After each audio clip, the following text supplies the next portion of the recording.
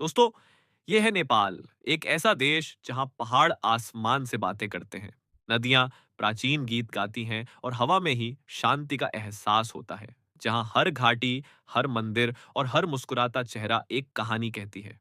नेपाल सिर्फ एक देश नहीं बल्कि एक एहसास है, रोमांच, अध्यात्म और सादगी का। तो चलिए, आज की यात्रा में हम जानते हैं नेपाल में घूमने लायक सूरत जगहों के बारे में, जो हर यात्री के दिल में बस जाती है। तो हमारी लिस्ट में नंबर 10 पर है लुम्बिनी।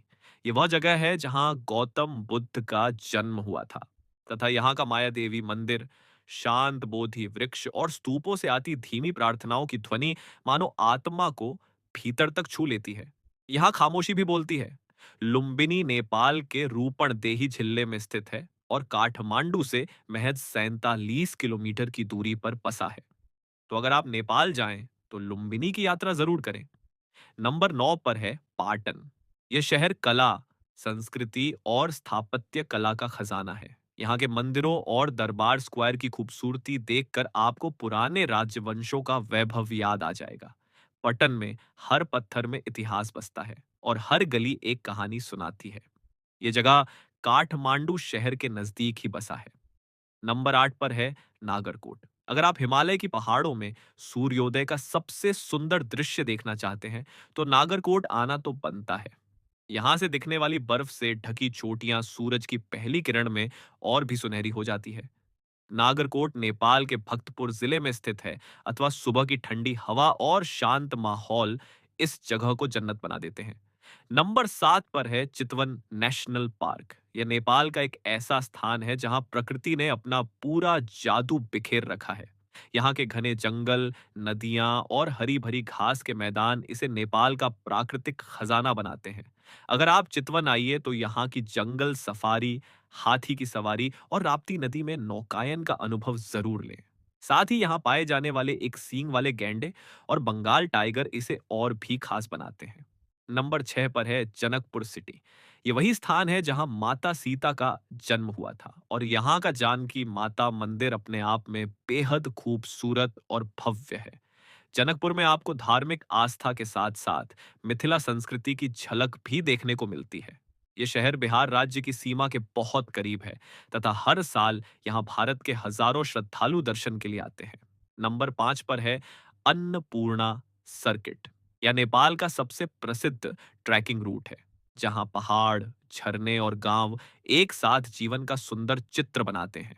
हर मोड़ पर आपको नई घाटी, नई खुशबू और नई ऊर्जा मिलेगी। ये सिर्फ एक यात्रा नहीं बल्कि आत्मा को झकझोर देने वाला अनुभव है। तो अगर आप कभी नेपाल की यात्रा पर आते हैं तो ये आपके लिए मस्ट विजिट प्लेस है।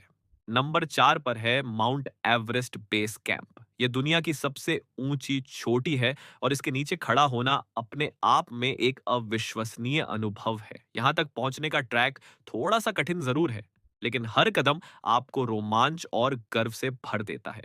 ये जगह सिर्फ पर्वतारोहियों के लिए नहीं बल्कि उन सबके लिए है जो बर्फीले पहाड़ों को पार करने का हौसला रखते हैं। नंबर 3 पर है सगरमाथा नेशनल पार्क। यह नेपाल का एक और ऐसा स्थान है जहां आकाश और पृथ्वी मानो एक दूसरे से मिलते हों। यहाँ की ऊंची बर्फीली चोटियां, बहती नदियां और बर्फ से ढकी घाटियां इसे नेपाल का एक अद्भुत प्राकृतिक स्थल बनाती है। अगर आप सगरमाथा आई तो यहाँ की ट्रैकिंग पथों पर चलने का अनुभव जरूर लें, जहां हर कदम पर हिमालय की विशालता महसूस होती है। नंबर 2 पर है पोखरा। इस शहर को नेपाल का स्वर्ग कहा जाता है, क्योंकि यहाँ की अन्नपूर्णा पर्वत, झरने और दूर दूर तक फैले फेवा झील का नजारा हर किसी का दिल जीत लेता है। शाम के समय ईस्ट झील में तैरती नावें और कैफे में बजती लाइव म्यूजिक वाली नाइट लाइफ हर शाम को यादगार बना देते हैं। तथा अगर आप खाने पीने और पार्टी करने के शौकीन हैं तो पोखरा आपके लिए एक आदर्श जगह है। और अब नंबर 1 पर है काठमांडू शहर। यह नेपाल की राजधानी और देश का सबसे बड़ा नगर, जहां आधुनिकता और संस्कृति साथ साथ चलते हैं। यहाँ का पशुपतिनाथ मंदिर, स्वयंभूनाथ स्तूप और दरबार स्क्वायर नेपाल की पहचान है। वहीं काठमांडू की गलियों में घूमते हुए हर मोड़ पर आपको कुछ नया और अद्भुत देखने को मिलेगा। तो दोस्तों, ये थे नेपाल के 10 सबसे खूबसूरत पर्यटन स्थल जहां हर कदम पर प्रकृति, संस्कृति और अध्यात्म आपकी राह देख रहे हैं। अगर आपको ये यात्रा पसंद आई तो वीडियो को एक लाइक ज़रूर करें। धन्यवाद।